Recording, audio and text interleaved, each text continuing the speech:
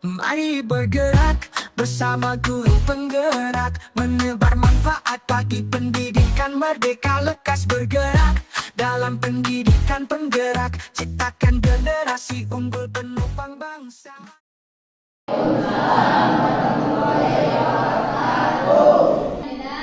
Sekarang Ibu bersama ada Bu Citra.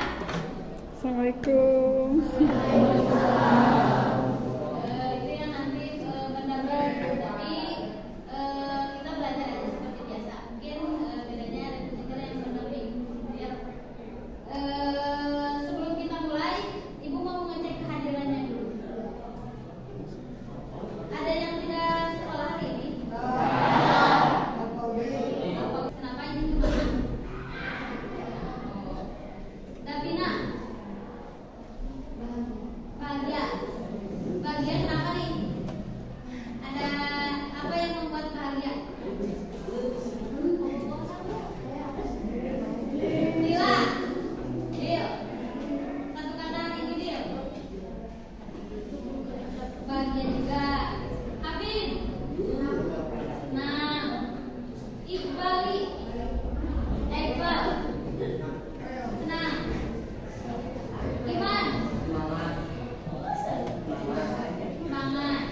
Jen, semangat Bu, semangat. Apa? Senang. Lenka, semangat Bu, semangat. Semangat Bu. Lydia, semangat Bu, semangat.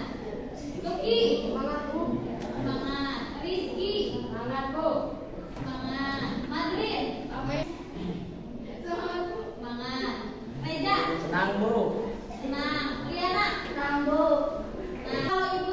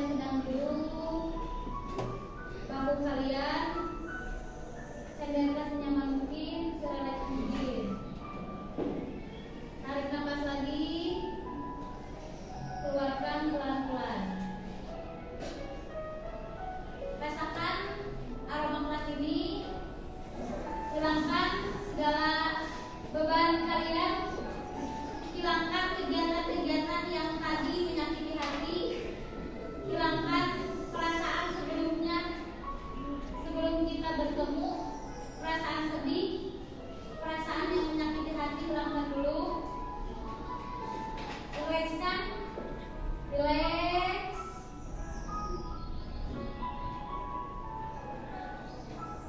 Rasakan kalian sedang duduk di sini.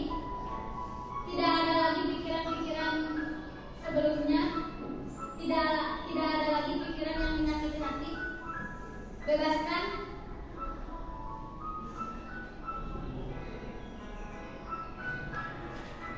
Sekarang tanamkan dalam hati bahwa hari ini saya akan belajar matematika bersama Ibu Winda dengan hati yang menerima, ikhlas, dan saya akan mendapatkan ilmu sebanyak-banyaknya.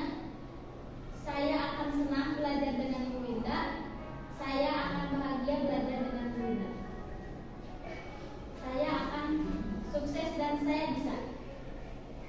Sekarang pelan-pelan buka mata kalian. Lihat situasi teman kalian bahwa kalian nanti akan belajar dengan teman sekelompoknya bersama ibu dengan teman-teman yang lain.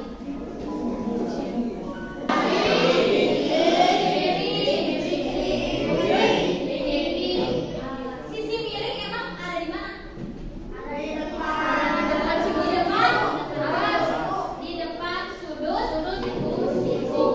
Kalau misalkan ibu punya angka nih 3, 4, 7, mana yang jadi sisi miring? 7. Kenapa 7? Paling besar. Ada sisi miring, sisi pada segitiga yang paling besar ada terletak di 7 atau sisi miring. Nah, hari ini kita akan melakukan pembelajaran. Kalian akan mengidentifikasi mengenai jenis-jenis segitiga dengan benar. Jadi hari ini ibu akan membagikan LKPD seperti biasa. Nah, pada LKPD ini nanti kalian bawa HP kan semuanya? Silakan kalian mengeksplor sebanyak mungkin. Mau di YouTube, ibu udah kirim ya di YouTube videonya. Mau di YouTube, mau di buku, atau mau di internet atau di sumber lain, silakan kalian menggali informasi apa itu jenis-jenis segitiga, apa aja jenis-jenis segitiga. Kalian berdiskusi sama teman-temannya, sama teman sekelompoknya, diskusikan jenis segitiga apa aja. Bagaimana kita cara menentukan jenis segitiga itu? Apakah segitiga ini, segitiga itu, atau segitiga itu? Gitu. Ya, silakan kalian diskusi sama teman kelompoknya. Boleh pakai buku paket, boleh di YouTube, boleh di Google atau di sumber lain.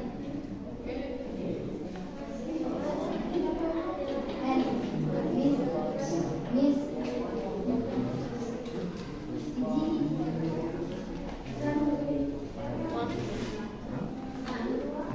Coba baca dulu perintahnya. Nanti kalian bisa lihat kan bawa HP ya.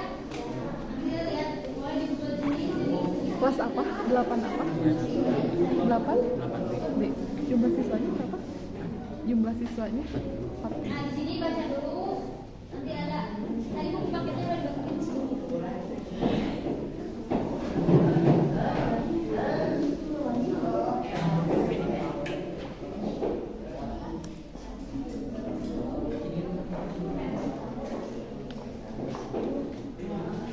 Diskusi sama teman kelompoknya.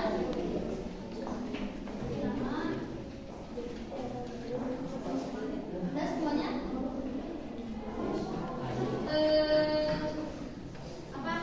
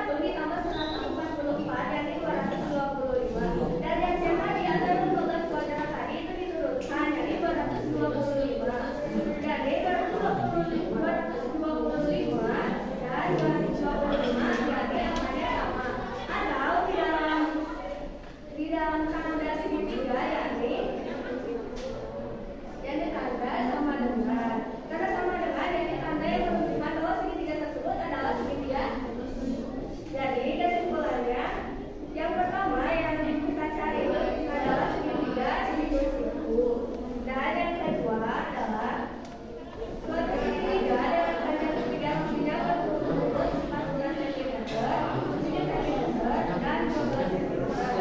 Apakah segitiga yang dimaksud adalah segitiga seterusku, wajib, atau rukun? Sama ini seperti tadi contohnya ada. Yang C adalah angka yang terbesar, yakni angka 16. Dan yang B adalah angka yang besar, yakni angka 7. Dan yang A adalah angka yang terkecil, yakni representasi dari kami. Wassalamualaikum.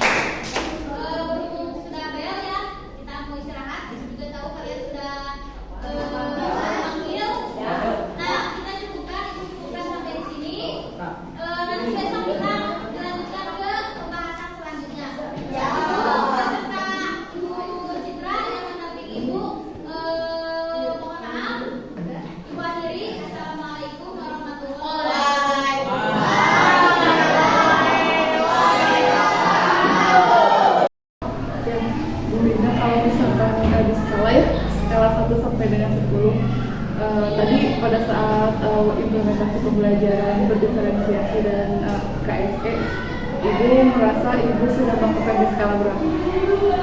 Di skala 7 mungkin Bu. Sudah 7. Kenapa alasannya? Karena kalau maksimal memang belum ya Bu. Terus kalau misalkan tapi sudah berupaya gitu Bu 7. Jadi kalau 8 memang menurut saya itu ideal. Jadi kalau 8 tapi 100 lah. ya 100 ini tapi merasa belum maksimal mungkin jadi 7 gitu. 7, berarti kan 7 tuh tinggi ya, lumayan ya, tinggi. Apa yang menyebabkan Ibu 7 tuh di mananya? Jadi kalau dari sebelumnya ya Bu, kayak KSE itu tahu itu KSE mungkin tapi belum mengeksplor itu ke KSE. Nah kalau sekarang semenjak tahu teknik stop itu sering melakukan di sebelum pembelajaran gitu. Jadi akhir-akhir ini setelah mempelajari KSE itu, jadi teknik stop sering saya lakukan kok di sebelum pembelajaran gitu. Apakah ada perbedaan? Ada. Jadi anak-anak lebih relaks dulu yang awalnya mungkin sebelumnya misalkan pembelajaran saya tuh setelah istirahat, entah si anak teh lagi emosi atau lagi capek gitu, tapi setelah dilakukan teknik stop kan jadi relax, jadi adem, jadi pembelajaran juga jadi nyaman, enak pun gitu. Kalau tadi kan di RPP Ibu memunculkan 5 KSE. Kalau pelaksanaan menurut Ibu? Mungkin ada beberapa, tapi yang saya lihat itu sudah memunculkan tapi mungkin belum maksimal gitu Bu. Di bagian Seperti kolaborasi ya Bu, itu mungkin kurang maksimal. Tapi sejauh ini yang saya lihat anak sudah berusaha mungkin, tapi kalau untuk terlihat lebih aktif kayak presentasi yang tadi juga sedikit malu-malu yang awalnya mungkin karena sekarang didampingi ibu atau mungkin yang kalau sebelumnya kalau sama saya anak itu mengalir dan lebih itu atau mungkin karena malu atau mungkin faktor lain gitu. Jadi agak tertekan ya anak gitu mungkin karena gitu. Tapi yang saya lihat kayak Habib tadi biasanya kan lebih luas gitu ya. Habib tuh nih agak kelihatan malu kaku gitu. Mungkin karena ada orang lain gitu. Berarti sejauh ini alhamdulillah sudah tercapai ya KSE dan sudah mulai sering diimplementasikan dan Ibu merasakan efeknya gitu ya. Nah kemudian kan kalau tadi 1 sampai 10 nih Ibu bilang 7, berarti ada 3 yang belum, 3 target yang memang harus dikejar. Nah itu apa aja nih menurut Ibu? Menurut saya 3 itu lebih ke memaksimalkannya gitu Bu. Jadi misalkan yang sekarang kesadaran diri anak-anak kurang, jadi lebih meningkat, lebih percaya dirinya, lebih aware, lebih luas gitu Bu. Jadi yang apa-apa yang sudah ada mungkin menurut saya untuk mencapai 10 maksimalnya idealnya gitu lebih lagi ditingkatkan gitu. Oke, berarti semuanya sudah ada, hanya ingin lebih optimal gitu. Nah berarti kan Ibu pengen lebih optimal, ada tindakannya tidak nih supaya optimal itu seperti apa? Untuk lebih optimal mungkin saya tadi berkaca dari tadi gitu Bu. Jadi lihat dulu, refleksi dulu. Oh tadi kayaknya anak ini kekurangan. Oh mungkin misalkan yang tadi awalnya pengen paper mode, yang tadi awalnya kuisis itu ini anak-anak kurang ini. Oh berarti ada siasat lagi atau ada cara lain yang saja punya ide nih supaya plan A nggak jadi, berarti plan B-nya apa gitu. Jadi lebih kreatif gitu. Sayanya harus lebih kreatif. Terus rencana lainnya mungkin lebih mengeksplor lagi, lebih refleksi lagi apa yang tujuan saya ke depannya pengen apa, terus tadi kendalanya apa, jadi lebih ditingkatkan lagi gitu. Oke, boleh lebih detail lagi. Tadi kan kalau kita di awalnya di observasi tujuan itu ingin pembelajaran aktif ya, dengan ada gamenya, terus berharap siswanya aktif dan bisa berkolaborasi. Kembali lagi di skala berapa tuh berjalannya? Mungkin kalau ini Bu ya, karena jadi kita rencananya anak-anak nanti kita pakai paper mode ya, pakai kuis klasik gitu ya Bu. Terus dilihat tadi ada bagian anak yang nggak hadir, terus ada anak juga nggak bawa HP gitu, jadi plan B nih. Oh jadi biasanya kalau plan A itu kan udah matang ya Bu, gini insya Allah interaktif gitu, karena memang selalu pakai kuis paper mode atau ini. Ternyata enggak nih, plan B yang dia dipakai gitu ya, plan B yang dipakai kan biasanya Bu pakai kuisnya Bu ya, dia saya sudah dia setiap pembelajaran pasti kuisnya jadi Bu. Tapi karena di luar dugaan gitu, jadi tadi teh jadi perkelompokan gitu kan, jadi ada tim mode tim gitu. Mungkin lebih apa ya, 6 sih menurut saya, 6. Jadi Mundur. 6 atau 7 lah mungkin, jadi hampir ke 7. Jadi yang biasanya saya lihat kalau pakai plan A itu anak-anak lebih interaktif, lebih ini Ya, gitu. kan dia kan berjuang sendiri Ya, ya. Kalau tim ya. kan ada kamu gitu kan. Ya gitu, nah gitu aja Bu. Mungkin yang biasanya saya sok berusaha sendiri, ngerjain sendiri. Kalau pakai paper board kan emang sendiri ngerjainnya Bu. Jadi ya dia pengen lebih dari orang lain itu kelihatan si papa itunya teh. Nah karena tadi ada kendala jadi tim gitu, jadi mungkin antusias anak-anak teh mengandalkan satu sama lain gitu, jadi kurang itu. Mungkin itu yang harus jadi PR bagi saya tuh, kalau di tim kolaborasi anak-anaknya yang kurang. Nah menurut Ibu, bagaimana cara meningkatkan atau yang memajukan kolaborasi biar muncul? Untuk kolaborasi muncul, Bu pernah saya membuat strategi seperti tutor sebaya ya Bu ya. Jadi si siswa yang satu kelompoknya yang punya kemampuan lebih tinggi itu mengajarkan si teman-temannya buat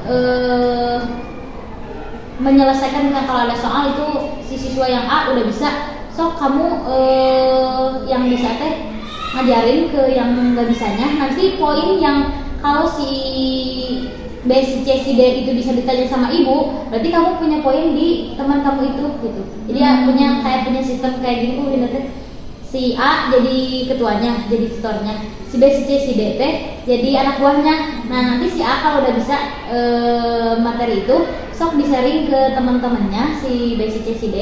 Nanti poin misalkan dapat poin, 2 poin dari situnya itu udah punya kamu gitu, karena telah sharing ilmunya gitu dari itu. Jadi kamu punya tambahan nilai. Jadi si ininya jadi ketagihan karena diajarin sama temennya gitu. Nah si ininya semangat karena punya poinnya gitu Bu. Itu pengelompokannya berdasarkan apa? Pertama awalnya Bu pernah berdasarkan yang minat itu ya, terus kayak dia yang visual gitu. Tapi akhirnya kalau yang gitu pernah kekelompokin yang kurang gitu, yang sekelompok kurang Bu. Nah akhirnya dirubah yang berdasarkan minat, jadi dirubah berdasarkan kemampuan yang asesmen kognitif gitu. Jadi siswa yang kemampuannya agak tinggi gitu, itu saya campur sama yang agak rendah. Jadi pakaian sistem itu, jadi siswa yang itu sok kalian ngajarin gitu, kalau bisa nanti kan ada manfaatnya gitu, kalian bisa sharing ilmu, semakin bertambah kan berarti punya nilai juga. Nah jadi si siswa juga nggak canggung kalau sama guru kan lebih agak kaku kalau nanya gitu. Tapi kalau ke temennya disatuin sama temennya lebih sok tuh iya kumaha, itu kumaha, jadi lebih luas nanyanya juga gitu. Mungkin gitu. Dan hasil? Alhamdulillah gitu. Pernah kayak gitu, tapi mungkin belum diterapkan lagi. Itu pernah kayak gitu, tapi alhamdulillah berhasil. Tapi mungkin karena beberapa faktor jadi bukan tidak diterapkan, tapi siswanya teh nggak mau dikelompokkan. Misalkan Bu, akan dikelompokkan sendiri-sendiri. Nah kadang yang jadi tutornya juga, Bu capek, cina itu bisa-bisa, cina gitu. Kadang gitu sok ya. Jadi saya si manfaat dah kayak ilmu mau diajarnya mau lengit, tak pasti semakin bertambah justru kalau di sharing. karena mereka mungkin saya yang nyuruh juga, guru yang nyuruh dan diiming-imingi bukannya nilai gitu. Tapi akhirnya setelah misalkan kayak Lydia tadi kan Lydia itu ya anaknya itu selain pintar dia juga sosialnya itu bener-bener salut gitu Bu ya. Misalnya gini, Bu ya sudah dinilai dia kan pernah sok Lydia ajarkan dia ibu di negara iya nah sih diajarkan dia nanti kuliah dia kan biasanya gue lah sekali teh jadi dia tuh biasanya gue lah ada karunya sih bisa boleh tinggal misalkan ada teman satu kelompoknya yang nggak kebagian bus jadi ada lah ya seperti dia teh jadi selain pinter jadi yang bikin saya salah itu dia teh gue teman-temannya makanya ada suka merangkul yang lain sebagai contoh ke yang lain lah contohnya Lydia ini diturutan ke yang lain teh gitu. Jadi anaknya teh pinter angkol sosialnya bagus teman-temannya juga aware gitu. Misalkan kalau disuruh ini atau apa sama gitu. Berarti dia mungkin ya sesuai emosional juga ya. Nah kalau misalkan tadi kan berbicara KSE ya. Nah sekarang untuk diferensiasinya sebentar. Tadi ada pengembangannya yang berarti dikatakan 7 ya. Berjalan tetapi belum optimal gitu ya sama diksi adanya. Nah sekarang yang diferensiasi ibu melihat sudah merencanakan kan bahwa itu akan diferensiasi. Apakah yang dimana sih yang implementasi diferensiasi menurut Bu Linda? Menurut saya tadi yang diferensiasi seperti proses ya Bu ya tadi terus konten juga terus produk mungkin kalau produk belum ya Bu ya tapi sudah mengarahkan kan kalau proses tadi seperti tadi yang anak-anak dibebaskan untuk mencari sumber lain mengeksplor sendiri dari sumber apapun yang kalian mengerti yang kalian merasa nyaman untuk dilihatnya merasa mengerti kalau dipelajarinya gitu. Mungkin itu yang proses, terus yang produk tadi saya mengarahkan sekarang lebih ke belajar itu menurut saya intinya so kalian nyaman, kalian menyenangkan, kalian bahagia berarti ibu sudah sukses gitu membuat kalian bahagia tidak tertekan dengan belajar ibu kan kadang yang awal-awalnya winang aja mah kerja ke dia kudu ayeuna orang mah kudu iya tapi sekarang pas tahu pembelajaran diferensiasi benar membuat membebaskan siswa sesuai dengan kemampuannya minatnya misalkan tadi sok pernah kan bikin video juga anak-anak ada yang bikin video poster kayak jago gambar bikin poster bikin video itu bu mendingan juga dia jadi abis ya berarti memang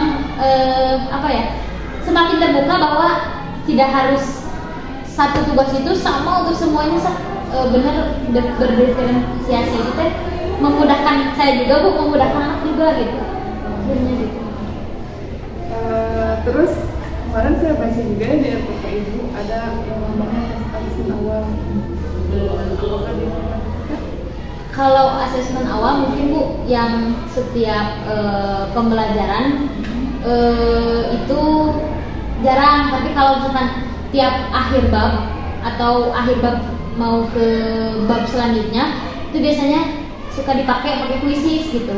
Misalkan kayak kemarin Pitagoras kan sebelumnya 2 minggu yang sebelumnya lah sebelum masuk ke Pitagoras itu saya bikin asesmen kayak bentuk-bentuk segitiga, jenis segitiga, sisi segitiga kayak gimana gitu Bu. Jadi pengen tahu dulu sebelum masuk ke ini siswa mengenal segitiga itu sampai mana, mengenal keliling luas menghitungnya kayak gimana mungkin kayak gitu. Jadi kalau untuk di setiap pertemuan jarang, tapi kalau mau masuk ke babnya itu dilakukan gitu. Jadi sekalian diceplok gitu ya. Jadi mengetahui sejauh mana si siswa siap di bab ini gitu. Terus hasilnya diolahnya seperti apa? Kalau hasilnya kan itu langsung kalau kuisis sih ada Bu siswa ini 100% tahu. Jadi itunya semuanya ya kuisis. Jadi nilai kan bentuknya nilai jadi tahu misalkan anak ini kurang nih belum ini berarti itu bisa juga dan dibuat kelompoknya Bu. Jadi misalkan saya punya kelompok yang awalnya kelompok sebelum pembelajaran. Nah ketika ada asesmen kan kalau di bab ini siswa si A itu menguasai, tapi belum tentu kan di bab ini. Jadi situ bisa saya pindahkan di kelompok ini. Jadi kelompok yang emang nggak tidak baku itu aja gitu Bu. Jadi ada pergantian juga di hasil asesmen awal itu gitu. Jadi misalkan si B misalkan pernah itu Kava di perpangkatan itu jago, tapi pas bagian kemarin teh bentuk akar itu kurang. Nah makanya saya pindahin gitu Kava gitu. Salah satunya kayak gitu. Berarti dinamis ya, ini ya, sesuai dengan kemampuan juga berarti ada variasi ya dalam kelompoknya. Oke. Dan itu efeknya seperti apa terhadap proses sendiri? Alhamdulillah sih Bu, kalau misalkan saya kelompokkan memang awalnya ada penolakan dari siswa tapi saya jelaskan contohnya kayak Kakak Bu, nah ini kan kemarin jadi ketua ya pernah karena kan Kakak jadi menguasai materi itu. Kakak pas di sini ibu lihat nilainya ini, makanya Kakak sama ibu misalkan dimasukin sama Lydia supaya Lydia lebih ini. Oh ya Bu, setelah diberi diberi penjelasan bahwa kayak gitu menerima gitu. Awalnya emang ada penolakan, cuman dari situ siswa jadi mengikuti apa yang saya arahkan dan saya jelaskan, mengerti gitu. Jadi tahu harus kayak gitu. Oh iya mengerti Bu gitu. Jadi misalkan saya punya suatu peraturan atau teknis dalam pembelajaran, diskusi dulu sama siswa. Kalau ada penolakan, sok kalian gimana maunya? Nah gini, sok sepakati gitu. Jadi nggak cuma satu pihak nih. Kalau mah kudu kieu, enggak kadang. Jadi saya misalkan kalau lebih didiskusikan lebih nyaman ya Bu ya. Si gurunya juga ini, si siswanya juga nyaman karena merasa dianggap gitu. Kayak gitu Bu, kalau saya ini gitu Bu, punya peraturan atau punya hal yang unek-unek atau ini dilemparin dulu ke anak, terus anak tanggapnya gimana? Ini luar biasa ya. Jadi kalau misalkan saya simpulkan bahwa pada saat pelaksanaan perencanaan BPP terus observasi dan sebenarnya observasi memang muncul gitu ya PBL program pembelajaran diferensiasi dan KSE gitu. Dan luar biasa sekali ya Bu Linda, saya mengajak belajar dan Bu Linda kelihatan tenang, dan saya justru nggak kalau ternyata itu adalah plan B gitu ya. Hanya memang benar ada sedikit yang lolos dulu gitu ya di depan. Saya pikir kenapa nih nggak, tapi saat ternyata itu lebih saya parah dari dugaan saya gitu. Saya memang blank gitu ya. Tapi sejauh ini luar biasa gitu ya, bisa mengelola kelas walaupun misalkan masih ada beberapa yang bingung gitu ya. Iya kayaknya mungkin ya karena sudah gitu ya. Karena baru pertama Bu di kelas ini. Untuk yang quiz system itu baru pertama. Kalau di kelas 9 mungkin pernah sekali 2 kali gitu. Jadi tahu harus kayak gimana. Karena mereka seringnya kalau nggak klasik gitu yang mau paper mode, lebih antusias kan karena paper mode. Nanti jadi bingung karena sebelumnya tadi nanti kita jadi pertemuan depan, nanti ada teman ibu yang dari sini, nanti akan ada yang mendampingi ibu, kita pakai kuis saja ya segitunya. Kalau misalkan HP-nya ini, mungkin tadi mereka bingung itu kemana, kelihatan kayak gitu. Tapi pengen ini ya, walaupun ini harus ada rencana B juga, tapi tetap mengadakan diferensiasi itu gitu Bu. Tapi mungkin itu jadi PR untuk saya juga, gimana kalau misalkan plan B tapi harus tetap berjalan optimal. Tapi keren ya kalau saya biasa ibu tetap tenang, terus sudah gitu ya itulah KSE itu ya, sering memberikan ke anak, jadi kita juga bisa memanfaatkan supaya gitu ya udah gitu. Nah jadi nama tapi itu teh mungkin saya teh nggak harus pas ada ibu aja gitu kayak gini tuh ya. Jadi pas plan B dilaksanakan itu harus tetap maksimal direncanakan sesuai sama rencana awal walaupun A tidak berjalan gitu Bu. Jadi PR juga itu buat saya gitu. Berarti alhamdulillah ya berjalannya lancar, terus hasil observasinya luar biasa, dan ibu di sini poinnya mungkin karena kita sekarang mah tidak ada yang namanya supervisi ya, ada juga coaching akademis ya. Jadi bukan bertujuan untuk menilai, tetapi untuk penilaian diri sendiri gitu ya. apakah dari awal itu plannya apa, kemudian pada saat pelaksanaan bagaimana, dan akhirnya adalah kita poin utamanya adalah kita bisa merefleksi apakah sesuai dengan perencanaan, bagaimana skalanya, dan apa yang utama adalah upaya untuk meningkatkannya. Dan Bu Ina di sini sudah berhasil menurut saya ya. Karena memang tidak bisa disamakan ya setiap orang, dan saya juga misalnya Bu Ina ada buka 7 kok 8 gitu ya, itu nggak bisa, itu hak prerogatif Bu Ina. Tapi dengan begitu semoga Bu Ina bisa terus memperbaiki atau meningkatkan hal-hal yang memang ditarget oleh Bu Ina gitu ya. Ya tadi intinya sudah disampaikan sendiri Bu Ina, bukan hanya karena ada program guru penggerak ini, tetapi kan kita ingin memperbaiki kualitas kita gitu. Apalagi kalau kita niatkan ingin memperbaiki diri itu untuk ibadah gitu ya. Kalau insya Allah kalau misalkan kita mengajarnya baik, mengajarnya tulus, ikhlas, dan nanti tuh anaknya misalkan dia jadi orang sukses, gitu ya. Nggak tahu lah dari siapa gitu, orang tidak disangka gitu ya. Nanti misalkan mendoakan Bu Ina, wah itu apa jadinya luar biasa gitu ya. Mungkin poinnya lebih ke sana gitu ya.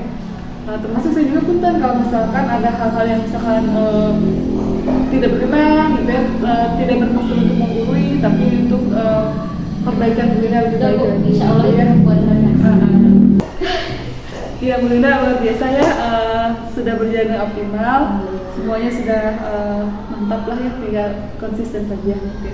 Terima kasih atas kesempatannya, saya boleh masuk ke kelas, terus kita diskusi dari terus pada organisasi, dan tadi di pasca sudah luar biasa ya.